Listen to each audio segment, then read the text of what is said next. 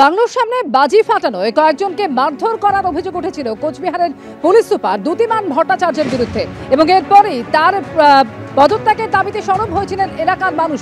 আর এবার তাকে বদলি করা হলো। এ সম্পর্কে আরো জানবো, ময়ূক ঠাকুর চক্রবর্তী রয়েছেন টেলিফোনে। ময়ূক, দেখো, কিছুক্ষণ আগে নবান্নের তরফ থেকে একটা নোটিফিকেশন এসছে এবং সেই নোটিফিকেশনে যেটা দেখা যাচ্ছে, দ্যুতিমান ভট্টাচার্য যিনি কোচবিহারের পুলিশ সুপার পদে ছিলেন, তাকে সিও এসএপি 3rd ব্যাটালিয়ন, আমি আবার বলছি এসপি কোচবিহার পদে ছিলেন দ্যুতিমান ভট্টাচার্য, এই আইপিএস অফিসার, তাকে সেখান থেকে সরিয়ে দেওয়া হলো, তাকে পাঠানো হলো সিও এসএপি 3rd ব্যাটালিয়ন এই পোস্টে।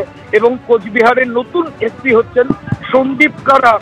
এই সন্দীপ কারার তিনি deputy commissioner west zone Asansol Durgapur police কমিশনারেটে ছিলেন। তিনি দ্যুতিমান ভট্টাচার্যের জায়গায় নতুন পুলিশ কমিশনার, নতুন পুলিশ সুপার হচ্ছে। ধন্যবাদ।